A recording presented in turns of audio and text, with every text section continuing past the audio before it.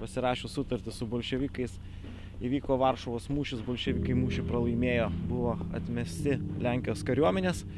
Na, o Lenkijos kariuomenė nesustojo, puolimą tęsė toliau ir Lietuva pateko į karo sūkurį, vyko mūšiai Dzūkijai, Suvalkijai, dabartiniai Lenkijos teritorijai, šiek tiek Lietuvos teritorijai.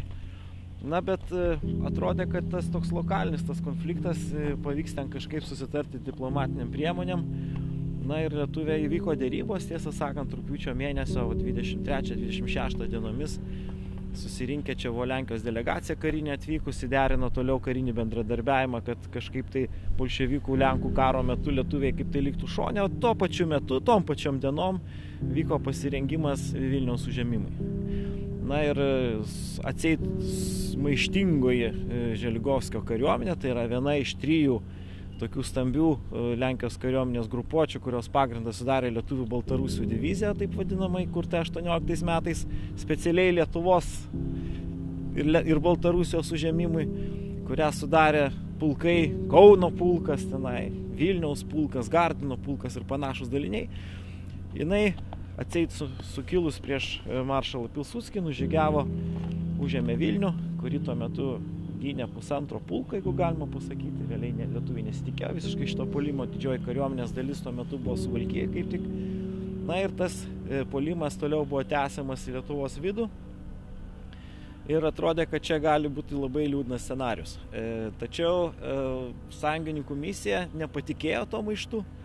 Sako, jeigu čia maištas, tai tvarkoj, tai tada nutraukė tiekimą ir tas, sakykime, tos Želigovskio vidurinės Lietuvos kariuomenės judėjimas sustojo dėl natūralių priežasčių, tiesiog nebeturėjo resursų. Ir štai visai netoli Giedraičio čia nusistovėjo tokia laikina stabilumo linija, jinai nebuvo nei demarkacinė, nei kokia nors taikos, tiesiog kariuomenė viena sustojo, o kita visokiais būdais stengiasi stiprinti savo pajėgas, kad galėtų iš to vietoje įsitvirtinti ir sustabdyti tolesnį Lenkų kariuomenės judėjimą link tokių Lietuvai svarbių vietovių kaip Ukmergė ir kaip Jonava. Ypatingai svarbus punktas buvo Jonava, kadangi čia buvo svarbus geležinkelis per Nerį, kuris jungia Lietuvos šiaurinę ir pietinę dalį. Jeigu jį nutrauktų, Lietuvos tiesiog kariuomenė negalėtų judėti. O tais laikais geležinkelis vaidino esminį vaidmenį. Na ir šitos ale stabilumo tokiu metu, reiškiasi, Lenkijos kariuomenė vykdė persigrupavimus. Lietuvos kariuomenė dar nebuvo spėjus susikoncentruoti, nes tas nelaimingas kariuomenės sumažinimas buvo, reikėjo vėl mobilizuoti iš naujo kariuomenę, rinkti savanorius. Ir jie pradėjo puolimą toliau ir jau į mūšio lauką pateko ir Širvintos ir Giedraičiai. Pavadinimas yra Širvintų Giedraičių mūšis. Jie buvo labai mažas susiekimas tarp jų buvo. Tam įtakos turėjo tai, kad Lenkam pavyko sunaikinti Lietuvos 1-osios divizijos štabą, čia šiek tiek į pietus nuo Širvintų. Taigi ten realiai reiškia 7 pėstininkų pulko vadas tapo kaip ir divizijos vadu, bet toks, žinot, kaip karo metu taip staigiai be pasirengimo, pačio štabo ten nelabai kas buvo likę. Na, o Lenkų kariuomenės puolimas irgi buvo silpnai koordinuojamas. Tai tokiu būdu susidarė tokia keista situacija, kad tiek viena, tiek kita kariuomenė neturėjo rimto užnugario. Iš esmės, tie, kas čia buvo, tie turėjo priimti sprendimus, tie turėjo kariauti ir suktis iš padėties kaip įmanoma, nesitikėdami kažkokio didelio labai palaikymo iš šalies. Ir patys pagrindiniai mūšiai, čia šiaip iš tikrųjų 3 mūšiai yra vienas po kito vykę, bet pats pagrindinis karinis įvykis yra nuo lapkričio 17 dienos iki 22 dienos. Va šitos kelios dienos buvo lemiamos ir ne tik tai šitam kraštui, bet iš esmės visai Lietuvai. Kadangi Lenkijos kariuomenė sugalvojo stiprų manevrą, surinko stiprią kavalerijos grupę, visą brigadą, formaliai diviziją, bet realiai brigadą, kuriai vadovavo pulkininkas Butkevič. Ir štai jie čia truputėlį už kelių kilometrų nuo Giedraičių padarė tokį galingą praėjimą, nieko jie ten nesutiko. Lietuvių 9 pėstininkų pulkas tuo metu buvo išvis praradęs rimtą koordinaciją, reiškiasi, buvo vienu metu net tų mūšių metu atsidūręs kitur pusėje Neries, reiškiasi, čia iš vis nieko nebuvo, kažkaip tuščias baras. Tai jie čia išėjo giliai lietuvių užnugarį ir pajudėjo link Panevėžio, ten darydami visokius nedorus darbus, jeigu taip galima sakyti, šiokį tokį pasipriešinimą vietiniai šauliai organizavo. Na ir manydami, kad tas manevras iš esmės pakirs lietuvių kariuomenės pajėgumą gintis. Bet kadangi šitos grupės veikia izoliuotai, tai tas išėjimas į užnugarį neturėjo labai didelės įtakos tolesniai karo eigai. Ir to pasiekoje reiškiasi čia lietuvių antras pėstininkų pulkas, ten 7 pėstininkų pulkas, jie sėkmingai kariavo taip, kaip jiems pavyko. Daugybė perbėgėlių. Iš Lenkų pusės į lietuvių pusę pereina krūva žmonių, pavardės bilė kokios, lietuviškos, lenkiškos, kokios nori. Lygiai tas pats reikšinys yra Lenkų kariuomenė. Tai o dabar daromas tik tyrimas, kas ten iš tikrųjų darėsi, reiškiasi. Ir tada tas motyvacijos Lenkų pusėje nebuvo jokios absoliutiškai. Tie kareiviai, kurie buvo Lenkai, jie norėjo namo. Karas baigėsi. Kai kurie kariavo nuo 14 metų. Čia durnystė visiškai yra. Ko čia Lenkam lysti? Jie nesuvokia. Tai vienu žodžiu, ir jie čia tie nemotyvuoti kareiviai, buvo labiausiai motyvuoti žmonės, buvo Lietuvos dvarininkai, kurie kariavo už savo dvarus. Tai va šita buvo tokia motyvuota grupė, kurie tokie Lenkai, reiškia, Lietuvos dvarininkai. Visi kiti kareiviai buvo labai mažai motyvuoti. Ir nors Lenkų kariuomenės buvo čia žymiai daugiau, ginkluotės, kaip pažiūrėsi, reiškiasi gal kažkur panašiai, bet karių motyvacija akivaizdžiai buvo lietuvių pusėje, kadangi jeigu iki tol lietuviai žiūrėjo į visus šitos karus, tiek Pirmą pasaulinį karą, tiek tiesą sakant ir nepriklausomybės kovas su dideliu rezervu, maždaug čia kažkas vyksta, svarbu išgyventi, kaip nors ir pasisukti. Tai kada šitas pajudėjo Želigovskio žygis link Kauno jau, tada jau visi sako, šito mes jau neleisim. Masiškai pradėjo žmonės registruoti savanoriais, įskaitant Pirmo pasaulinio karo veteranus, puskarininkus, reiškia, visus kitus.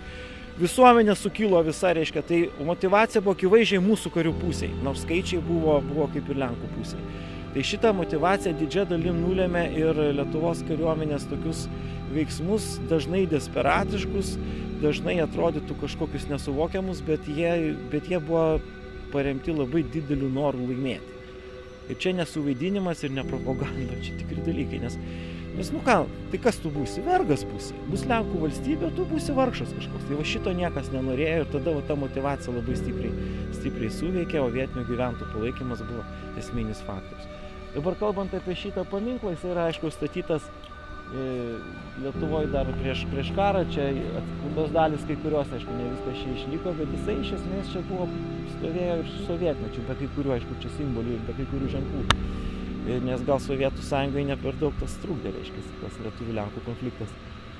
Bet čia yra paminklas ne tik tai tiem žmonėm, kurie žuvo konkrečiai Giedraičiuose, bet yra surašyti ir kiti daliniai, tiesiog suvežti žmonės, kurių nepasiėmė giminės ir jie palaidoti yra šitose kapinėse. Bet Giedraičiai visą tarpukarį buvo kovos už Lietuvos valstybę, už esminius tokius dalykus, už vertybės, tam tikras simbolis, kaip beje ir Širvintų. Mes čia dabar esame tokioj kalvelėj, kuri buvo vidury tarp lietuvių ir Lenkų pozicijų į šiaurę nuo Giedraičių, tiek tuo metu, kada lietuviai gynėsi, tiek tuo metu, kada vyko lietuvių kontrpuolimas. Štai ten Martiniškių buvusiam dvare, prie kurio mes netaip senai buvo įsitvirtinus Lenkų artilerija, Lenkų pozicijos. O štai kitoje pusėje, ten kur tos eglutės ir dar už jų gerokai, ten buvo jau paskutinio lietuvių gynybos ir paskutinio lietuvio puolimo išeities pozicijos. Tai va šitam lauke vyko pagrindinės kovos ir čia yra žuvę nemažai Lietuvos karininkų paskutinę karo dieną, jeigu taip galima pasakyti, nes atvira vietovė, gynybai tinkama, puolimui neypatingai ir čia kas jau puola turi daug daugiau šansų patirti nuostolius negu kad tas kuris gynasi. Tai čia šitoj vietoj beveik ir galėtume statyti savanoriam paminklą. Tikrai būtų istoriškai teisinga, na ir vizualiai gražiai, nes iš visų pusių nuo kelių visų matosi šitą vietą. Tokia tikrai ypatinga vieta. Širvintos yra simbolis Lietuvos kovų prieš Želigovskio kariuomenę. Čia vyko pačios svarbiausios turbūt kautynės.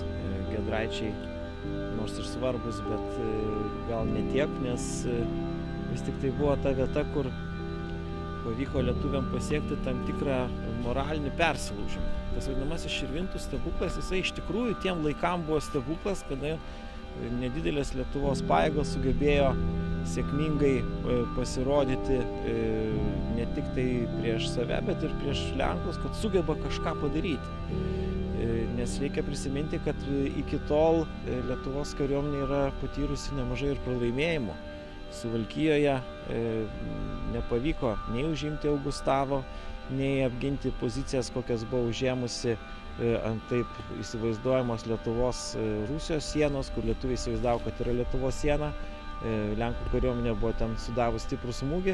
Ir štai šitas Širvintų stebuklas, jisai buvo tokia pirma rimta, stipri pergalė, kuri leido patikėti savo jėgomis, o Želigovskio kariuomenė iš tikrųjų palūžo moraliai po šito viso dalyko. Ir tada jau buvo aišku, kad toliau karas neįmanomas, abi pusės buvo linkusios kažkokiu būdu stabilizuoti tą frontą. Na, o kariuomeniai, Lietuvos kariuomeniai šitas mūšis yra svarbus tuo, kad pakankamai neaukšto rango karininkai, kuopos vadai, susirinkę čia visų kaime, svarstė situaciją, kaip daryti, kaip gintis. Ir tų diskusijų metu buvo priimtas sprendimas imtis ryžtingų veiksmų, patiems pereiti į kontrpuolimą, padaryti naktinį apėjimą. Ir šitas labai rizikingas, pavojingas sumanymas pavyko. Rinktinė kuopa, jeigu galima pasakyti, 100 su viršum vyrų sugebėjo įvykdyti tokį manevrą, kuris sustabdė visos brigados puolimą į priekį. Tai tokie atvejai nėra dažni istorijoje ir, na, sakykime, jaunesniesiems Lietuvos karininkams tai yra neabejotinai pavyzdys, kaip jie, neaukšto rango karininkai, vyr leitenantai, kapitonai, gali nulemti iš esmės viso karo eigą.